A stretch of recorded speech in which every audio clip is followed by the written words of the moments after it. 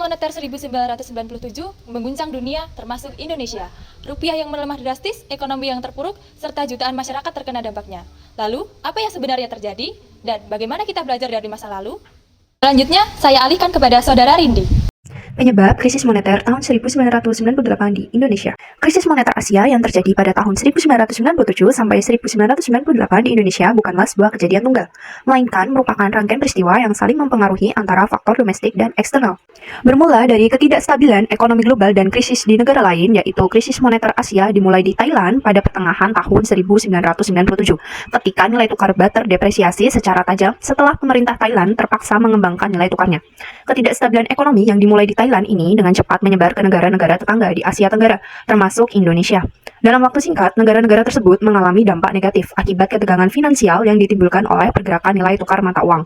Lalu, Indonesia sendiri memiliki beberapa kelemahan dalam struktur ekonomi yang memperburuk dampak krisis moneter, seperti Indonesia sangat bergantung pada utang luar negeri, baik utang jangka panjang maupun jangka pendek dalam dolar Amerika Serikat. Depresiasi nilai rupiah menyebabkan sejumlah besar perusahaan yang memiliki utang luar negeri dalam dolar Amerika Serikat tidak mampu membayar kewajibannya. Ketidakmampuan membayar utang ini menyebabkan keruntuhan sejumlah perusahaan besar yang pada gilirannya menyebabkan krisis likuiditas. Semakin dalamnya krisis ekonomi menyebabkan penurunan kepercayaan investor terhadap Indonesia yang semakin memperburuk krisis. Krisis keuangan ini bertepatan dengan ketidakstabilan politik di Indonesia. Dampak krisis moneter Asia pada tahun 1997 tidak hanya memiliki dampak terhadap kondisi perekonomian di Indonesia, tetapi juga terhadap kesejahteraan masyarakat Indonesia. Akibat krisis moneter ini terjadi depresiasi nilai rupiah yang berakibat kepada kenaikan inflasi sebesar 77,63% di Indonesia.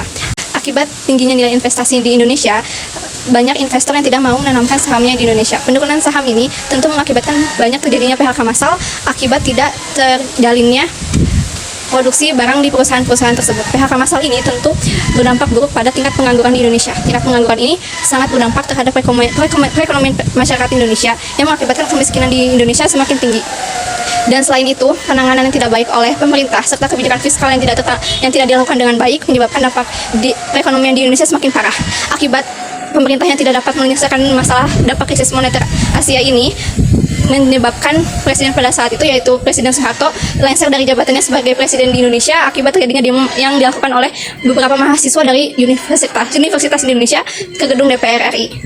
Upaya pemulihan ekonomi Indonesia dari krisis ekonomi Asia pada tahun 1998 dimulai dari adanya IMF menjadi katalisator.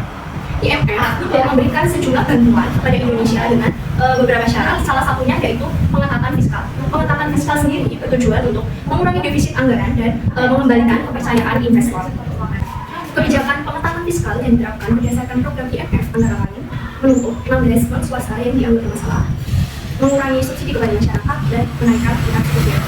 Stabilitas nilai tukar melalui kebijakan moneter yang ketat. Pemerintah Indonesia melakukan kebijakan moneter yang ketat supaya memberikan dampak positif, seperti menstabilkan nilai tukar rupiah yang sebelumnya sangat fluktuatif. Dapat digunakan pada data pasca krisis ekonomi di tahun 1999, angka nilai tukar rupiah mencapai 7.000 sekian. Nah, pada tahun 2000, angkanya naik sedikit jadi 8.000 sekian. Hal ini masih tergolong sangat stabil. Kebijakan moneter ini dianggap berhasil karena telah menstabilkan nilai tukar rupiah tersebut. Dampak positif yang kedua yaitu inflasi yang berhasil dibiarkan karena pengurangan jumlah uang yang beredar. Dapat kita lihat pada data bahwa pada tahun 1998 tingkat inflasi di Indonesia mencapai 77,6%. Di tahun selanjutnya inflasi mengalami penurunan mencapai angka hingga 2%.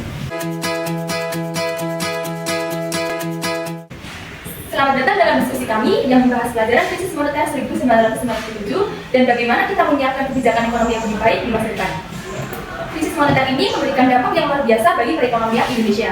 Nah, setelah lebih dari 2 dekade, kita perlu menanyakan bagaimana dengan kebijakan terhadap pengelolaan uang, apakah yang perlu dilakukan agar Indonesia tidak terjebak lagi dalam kasus krisis moneter seperti pada tahun 1990. Silakan Safira dan Dora untuk memberikan pendapat. Baik, terima kasih atas pertanyaannya ya. Mungkin agar Indonesia itu tidak terlibat di situasi krisis moneter seperti 1990 itu, Indonesia harus memiliki pengelolaan utang yang lebih hati-hati lagi. Jadi ketika mau mengambil utang ke luar negeri itu Indonesia harus mempunyai perencanaan ekonomi terlebih dahulu. Jadi utang itu akan digunakan sebagai apa? Sehingga nantinya utang itu tidak hanya untuk jangka pendek aja, tapi bisa untuk pembangunan berkelanjutan di Indonesia. Jadi nantinya Indonesia itu nggak akan terlibat dalam situasi ekonomi seperti krisis moneter itu. Kebijakan ekonomi yang mendorong pertumbuhan ekonomi sedang melibatkan besar seperti perkembangan ekonomi manufaktur, teknologi dan pertanian sangat dibutuhkan, sehingga industri-industri seperti UMKM dan industri kreatif dapat berkembang atau berkembang besar sehingga terjadi pengembangan terhadap semua sektor yang ada di Indonesia. Baik, jadi untuk mengatasi tantangan ekonomi di masa depan, kita perlu kebijakan yang lebih berfokus pada ketahanan domestik, pengelolaan utang yang berhati-hati, serta pemberdayaan pada sektor ekonomi yang berpotensi. Terima kasih atas partisipasi Laura dan Safira, dan semoga diskusi ini bisa memberikan gambaran yang jelas terkait kebijakan ekonomi Indonesia di masa depan.